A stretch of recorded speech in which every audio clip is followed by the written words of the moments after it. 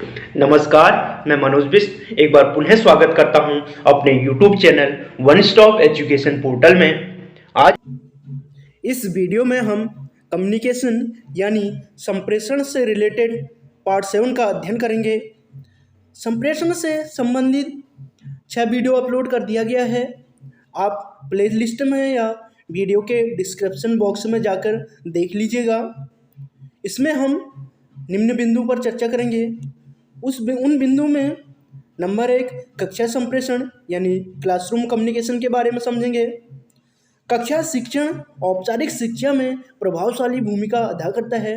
कक्षा शिक्षण यानी क्लास एजुकेशन जो है औपचारिक शिक्षा में प्रभावशाली भूमिका करता है।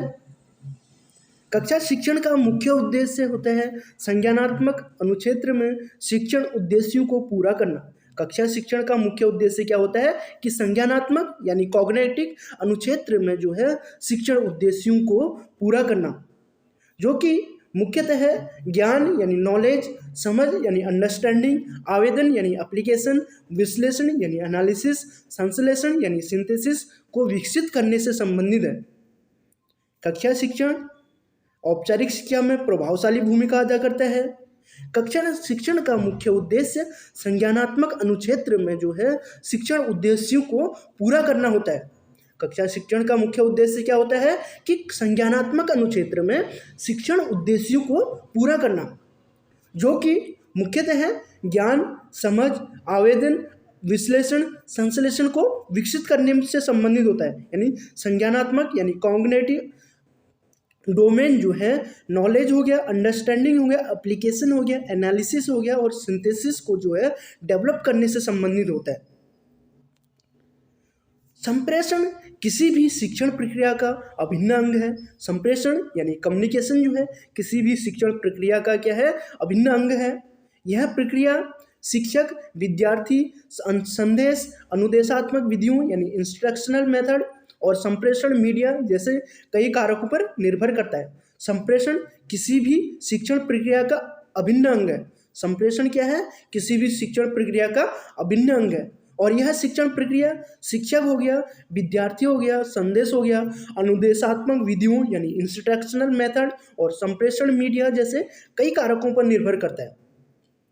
संप्रेषण कौशल को प्रशिक्षण और अभ्यास से बेहतर बनाया जा सकता है। संप्रेषण कौशल यानी कम्युनिकेशन स्किल को जो है प्रशिक्षण यानी ट्रेनिंग और अभ्यास यानी प्रैक्टिस से जो है बेहतर यानी अच्छा बनाया जा सकता है। सारा संप्रेषण संकेतों पर आधारित होता है। पूरा संप्रेषण यानी कम्युनिकेशन जो है संकेतों पर जो है यानी साइन पर जो है आधारित होता है। अगला है कक्षा संप्रेषण के सोपान। कक्षा संप्रेषण के सोपान की अगर बात करें तो कक्षा संप्रेषण के जो है 4 सोपान हैं, जिसमें शिक्षार्थी में रुचि पैदा करना यानी क्रिएटिंग इंटरेस्ट अमंग स्टूडेंट्स। दूसरा है विषय वस्तु को संगठित करना यानी ऑर्गेनाइजिंग कंटेंट मैटर। तीसरा है उद्देश्यों के अनुरूप पुनरावलोकन यानी रिव्यू अकॉर्डिंग टू ऑब्जेक्टिव्स। और चौथा है प्रतिपुष्टि यानी फीडबैक। कक्षा संप्रेषण के जो है 4 सोपान हैं। नंबर 1 है शिक्षार्थी में रुचि पैदा करना यानी क्रिएटिंग इंटरेस्ट अमंग स्टूडेंट। दूसरा है विषय वस्तु को संगठित करना यानी ऑर्गेनाइजिंग कंटेंट मैटर। तीसरा है उद्देश्यों के अनुरूप पुनरावलोकन यानी रिव्यू अकॉर्डिंग टू ऑब्जेक्टिव्स। उसके बाद चौथा है प्रतिपुष्टि देना यानी फीडबैक प्राप्त करना यानी फीडबैक देना। शिक्षार्थी में रुचि पैदा करना कक्षा संप्रेषण के पहला जो सोपान है वो है शिक्षार्थी में रुचि पैदा करना यानी क्रिएटिंग इंटरेस्ट अमंग स्टूडेंट। कक्षा के प्रारंभ में ही जो है विषय वस्तु का छात्रों की जिज्ञासा, अनुभव और पूरे ज्ञान से संबंधित करना सहायक होता है। कक्षा के प्रारंभ में ही विषय वस्तु का छात्रों की जिज्ञासा, अनुभव और पूरे ज्ञान से संबंधित करना जो है सहायक होता है। दूसरा है विषय वस्तु को संगठित करना यानी ऑर्गेनाइजिंग कंटेंट मैटर। विषय की रूपरेखा छात्रों के विचारों को संगठित करने, विषय की रूपरेखा जो है छात्रों के विचारों को संगठित करने और उनसे मिली सीख को आत्मसात करने में सहायता कर सकती है। विषय वस्तु को संगठित करना दूसरा जो सोपान है कक्षा संप्रेषण का, उसमें है कि विषय की रूपरेखा को छात्रों के विचारों को संगठित करने, विषय की रूपरेखा छात्रों के विचारों को संगठित करने और उनसे मिली सीख को जो है आत्मसात करने में सहायता कर सकती है, विषय की वस्तु की संगठित करना। उसके बाद अगला है उद्देश्यों के अनुरूप पुनरावलोकन यानी रिव्यू अकॉर्डिंग टू ऑब्जेक्टिव। प्रमुख विचारों और अवधारणाओं को दोहराना, छात्रों को उनके महत्व पर बल देना, मुख्य बिंदुओं और विपरीत विचार की संक्षेप में एक दूसरे के साथ तुलना करना आदि कक्षा शिक्षण में सहायता करते हैं। प्रमुख विचारों और अवधारणाओं को दोहराना, छात्रों को उनके महत्व पर बल देना, मुख्य बिंदुओं और विपरीत विचारों की संक्षेप में एक दूसरे के साथ तुलना करना आदि जो है कक्षा शिक्षण में सहायता करते हैं। उसके बाद जो चौथा सोपान है कक्षा संप्रेषण का, वो है प्रतिपुष्टि यानी फीडबैक देना। शिक्षक इस बात की जानकारी रखें कि छात्र सूक्ष्म और प्रत्यक्ष ढंग से कैसे प्रतिक्रिया या प्रतिपुष्टि देते हैं। प्रतिपुष्टि का मतलब यह है कि शिक्षक इस बात की जानकारी रखें कि छात्र जो है सूक्ष्म या प्रत्यक्ष ढंग से यानी माइक्रो और या डायरेक्ट तौर से पर जो है कैसे प्रतिक्रिया या प्रतिपुष्टि देते हैं। जैसे पलकें फहराना, भौं को ऊपर उठाना, चेहरे का हाव भाव बनाना, स्पष्टीकरण मांगना, ये प्रतिपुष्टि के ही रूप होते हैं यानी फीडबैक के जो है रूप होते हैं, पार्ट होते हैं। पलकें फहराना, भौं को ऊपर ठहराना या चेहरे का हाव भाव बनाना, स्पष्टीकरण मांगना, ये क्या होते हैं कि प्रतिपुष्टि के ही रूप होते हैं।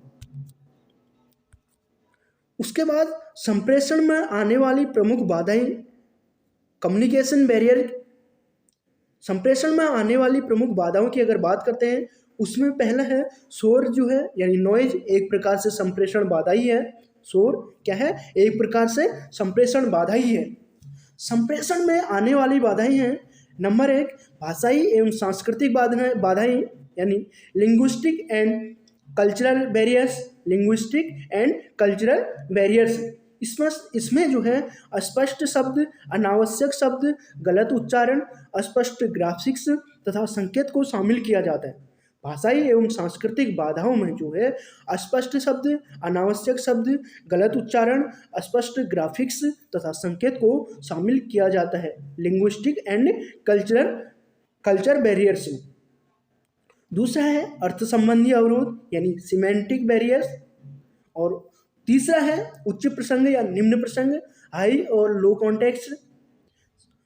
संप्रेषण में आने वाली प्रमुख बाधाओं की अगर बात करते हैं, उसमें है भाषाई एवं सांस्कृतिक बाधाएं, अर्थ संबंधी अवरोध, उच्च प्रसंग या निम्न प्रसंग, और तीसरा और है शोर। शोर भी क्या है? एक प्रकार का संप्रेषण बाधा ही है।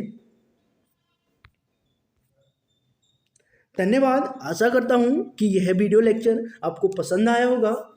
बने रहिए हमारे YouTube channel one stop education portal में। धन्यवाद।